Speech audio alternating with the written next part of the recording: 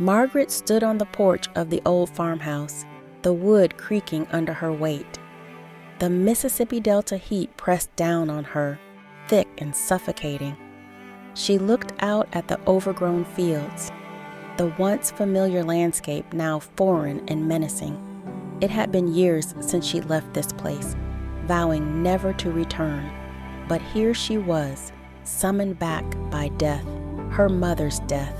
Inside, the house smelled of dust and decay, mingling with the faint scent of lavender, her mother's favorite. Rosalie was in the kitchen, banging pots and pans, trying to prepare a meal for the relatives who would descend upon them soon. Margaret could hear Aunt Louise's murmurs in the living room, her voice a constant drone of gossip and complaint. "Margaret, is that you?" Rosalie called out, poking her head around the corner. Her eyes were red-rimmed, her face drawn with fatigue. "Yeah, it's me," Margaret replied, stepping into the house. "How are you holding up?" Rosalie shrugged, wiping her hands on a dish towel. "As well as can be expected, I guess. It's good to see you, sis." Margaret hugged her sister, feeling the fragility of Rosalie's thin frame. "Where's Henry?" "Probably out back, brooding as usual," Rosalie said with a hint of bitterness. "He's been no help at all." Margaret sighed. Henry had always been distant, even as a child. He had escaped to the city and built a life far away from his family. Now he was back, but it was clear his heart wasn't in it. The sound of a car door slamming jolted them both. Margaret glanced out the window and felt her stomach twist. Eugene, their estranged father, was making his way up the path, looking older and more broken than she remembered. He had left them years ago, disappearing into the night without a word. Now he was back, as if nothing had happened. Rosalie's face hardened. "What the hell is he doing here?" "I don't know," Margaret muttered, "but I'm going to find out." The funeral was a somber affair held in the local Baptist church. The congregation murmured their condolences, but Margaret could feel their eyes on her, judging and whispering. The service was a blur. The preacher's words were washed away by the flood of memories and emotions. Margaret sat between Rosalie and Henry, their presence both a comfort and a reminder of the fractures in their family. As they filed out of the church, Aunt Louise cornered them, her sharp eyes glittering with malice. "You know, it's a shame your mother had to go through all this alone," she said, her voice dripping with false sympathy. "If only Eugene had been around." Margaret felt her anger flare. "This isn't the time or place, Louise. Keep your opinions to yourself," she snapped, her voice cutting through the crowd's murmurs. Henry's eyes blazed. "No, let's hear what she has to say. What gives you the right to judge us, Louise?" Aunt Louise's lips curled into a smirk. "I'm just saying what everyone else is thinking." "Enough," Margaret shouted, her voice trembling with anger. "Let's just go home." Back at the farmhouse, the atmosphere was tense. Relatives mingled awkwardly, offering stilted condolences. Margaret felt like a stranger in her own home. She watched as Eugene sat in the corner, a ghost at the feast, his presence a reminder of everything they had lost. As night fell, the guests trickled away, leaving just the family. Margaret found herself at the old diner down the road, nursing a cup of coffee. She stared at the worn countertop, her mind racing. The bell above the door jingled, and she looked up to see Eugene standing there, looking unsure. "Mind if I join you?" he asked, his voice tentative. Margaret nodded, not trusting herself to speak. Eugene sat down, his hands trembling, as he lifted the coffee cup to his lips. "I know I have no right to be here," he began, his voice cracking. "But I had to see her. I had to see all of you." "Why now?" Margaret's voice was cold, sharp. "Why come back now after all these years?" Eugene sighed, his shoulders sagging. "I've made a lot of mistakes. Leaving you all was the biggest one. I thought I could make it right, but I know I can't." Margaret's fists clenched under the table, her nails digging into her palms. Her jaw tightened, and she felt a hot flush creep up her neck. You can't just waltz back in and expect everything to be forgiven. You abandoned us. You left Mom to die alone. Tears welled up in Eugene's eyes. "I know, and I'm sorry. I'm so sorry." The anger and pain bubbled to the surface, and Margaret couldn't hold back any longer. "Sorry isn't good enough. Do you know what it was like for us? Do you have any idea what we went through?" Eugene reached across the table, his hand covering hers. "I don't, but I want to try.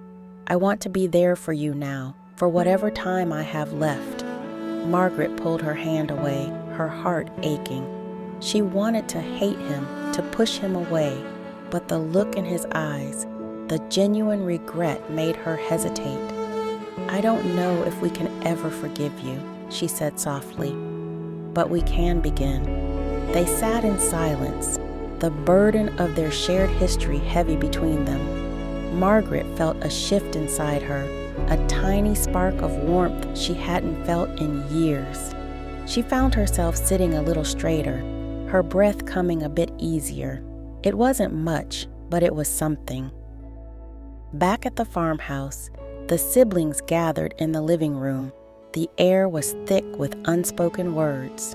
Margaret looked at Rosalie and Henry, seeing the same pain and uncertainty in their eyes. "We need to talk," she said, her voice steady, "about everything." Henry nodded, his expression grim. "Yeah, we do." Rosalie sat down, her face pale. "I just want us to be a family again. I want to find a way to move forward." Margaret took a deep breath. "We're all hurting, but we can't let the past destroy us. We have to find a way to heal." Henry rubbed his temples and sighed. "I left because I couldn't stand the constant fighting. I thought getting away would make everything better, but it just made me feel more guilty. I should have been here." Rosalie wiped a tear from her cheek. "I stayed, but I felt so alone, taking care of Mom by myself, feeling abandoned by both of you. It was hard. I felt like I had no one to turn to." Margaret looked at her siblings, her heart aching. "I thought leaving would give me a chance to escape the pain, but it just followed me. We've all been hurting in our own ways." The conversation was long and painful, but it was a start. They talked about their mother, their childhood, their father. They cried, they yelled, and they held each other. Slowly, they began to peel back the layers of hurt and resentment. The next day, Eugene joined them at the farmhouse. The atmosphere was tense, but there was a tentative truce. Margaret watched as her father interacted with her siblings, trying to make amends in his way. He spent hours repairing the broken fence, his hands steady despite his age. He shared stories from his past, moments of vulnerability that he had never shown. It was a small step, but it was a sign of progress. One afternoon, the siblings decided to tackle the overgrown garden. Margaret, Henry, and Rosalie worked side by side, pulling weeds and planting new flowers. The work was hard and sweaty, but it brought them together. As they toiled, they shared memories of their mother, laughing and crying in equal measure. "Remember how Mom used to make us lemonade after we worked in the garden?" Rosalie said, wiping her forehead with the back of her hand. Henry smiled. "Yeah, and she'd always sneak in a bit of mint from her herb garden, said it made it special." Margaret laughed, a genuine, hearty laugh that felt foreign and wonderful. She always had a way of making everything special. As they finished for the day, they stood back and admired their work. The garden looked beautiful, a testament to their mother's love and care. It was a small victory, but it felt monumental. That evening, Eugene joined them at the dinner table. He looked around at his children, a mixture of pride and regret in his eyes. I'm grateful for this chance to be here with you all. I know it doesn't make up for the past, but I'm trying. I want to be a part of this family again. Margaret looked at her father, seeing the sincerity in his eyes. We appreciate that, Dad. It's going to take time, but we're willing to try. As the days passed, the wounds began to heal, if only slightly. They weren't a perfect family, but they were trying. Margaret felt a sense of peace she hadn't known in years. The road ahead was long and uncertain, but for the first time, she felt like they might make it. Standing on the porch, Margaret looked out at the fields. The sun setting in the distance. The delta was still the same, but she had changed. She had faced the past, confronted the pain, and found a way to move forward. And that was enough.